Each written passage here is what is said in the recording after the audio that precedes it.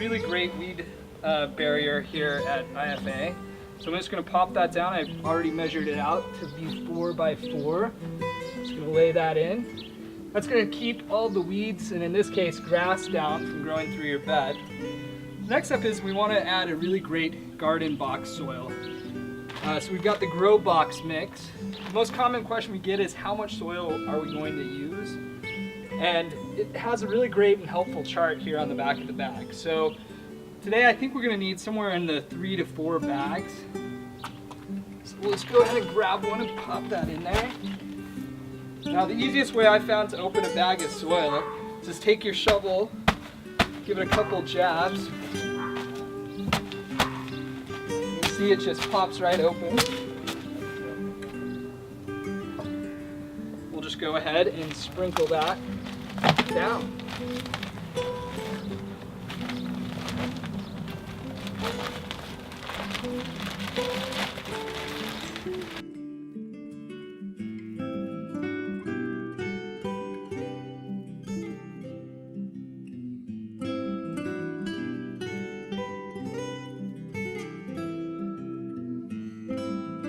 So when I started gardening, I actually started by doing square foot gardening because it's actually really a simple way for a beginner gardener to get started. It's perfect for people with smaller yards. You don't need a ton of space to grow a lot of great food in it, and it's pretty forgiving actually.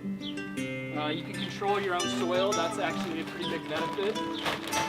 So if you have kind of rocky or sandy soil, you can add your own dirt on top of it and create a really fertile bed to start out with.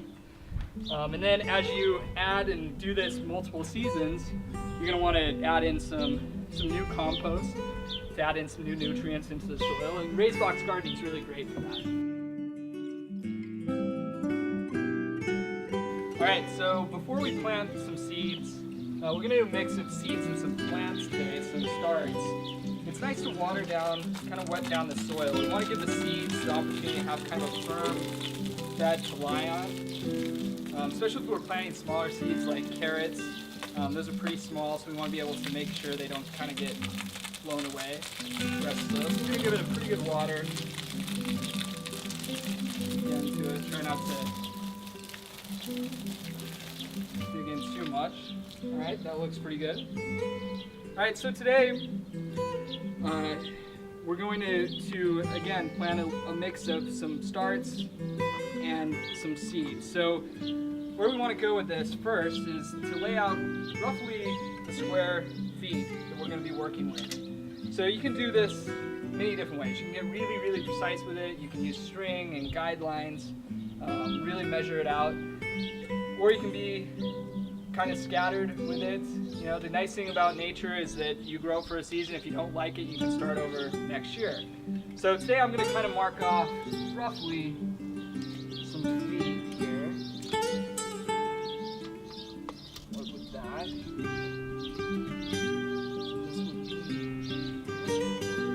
I just take my finger and just kind of roughly go across.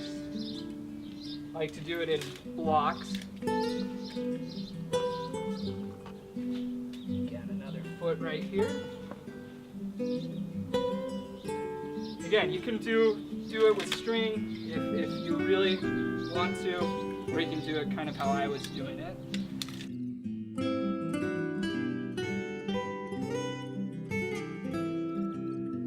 Alright, so now it's important to think about how you're laying this out. You want to be able to make sure that you can reach in and get things, so you might not want to put something small like carrots in the center of the box where you have to go around your tomatoes. In this case, we're actually going to plant some things that we're going to eventually turn into a trellis.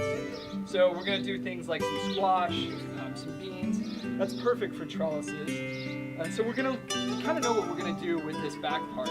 Now I've got kind of an assortment of different things. I've got a couple different tomatoes here, some onions, rosemary, some squash, and a whole bunch of seeds. Again, it doesn't matter, kind of what the varieties are. This is a mix of organic heirlooms, some hybrids, really just anything, try around with different types of plants, and see what you like best. All right, so I like to lay things out before I get going. So you can see I've kind of configured the plot here. I just have a couple more to determine. Spinach I think would be great right here because it's going to get a little bit more shade, and some salad greens. Okay, so now it's just about kind of planting what we laid out. So I'm going to get started at the front here with some peppers. Now you can do a couple different things. The soil's really soft because we used a garden mix, which is really nice to work with. But if you need a little bit of help, it's nice to have the right tools. So when you're planting this, we know with peppers get kind of a little bit bigger, so we're going to only plant one per square foot. And you can actually go onto our website to see how many you can plant in each square. So I just dig a little hole, get the pepper out. We buried a little bit below the surface, kind of mound up the dirt back there, but you can see how soft this soil is to work with. I like to leave the tag in so as I go back through later I can create plant markers for it. I like to keep track every single year of what I grew that year. So next year I can go back in and say, hey, this red bell pepper, that was my favorite variety. So let's go ahead and keep planting another pepper here.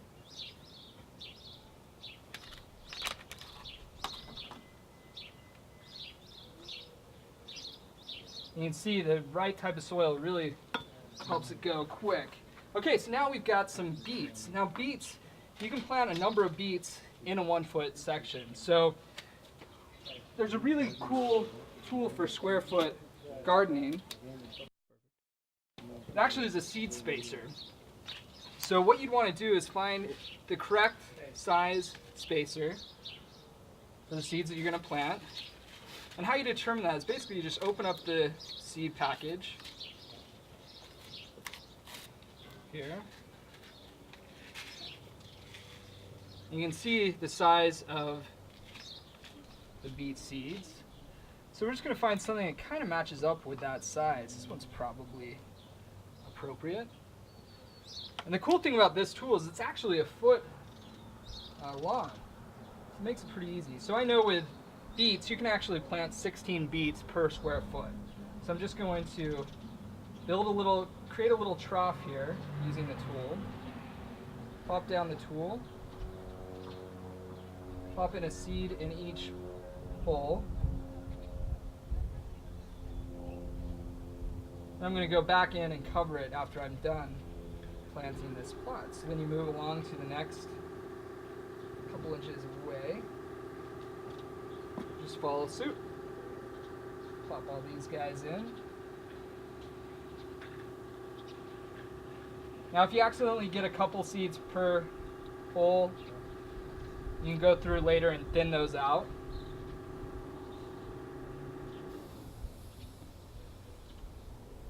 If you don't give them enough space, they're not going to grow into very big beets.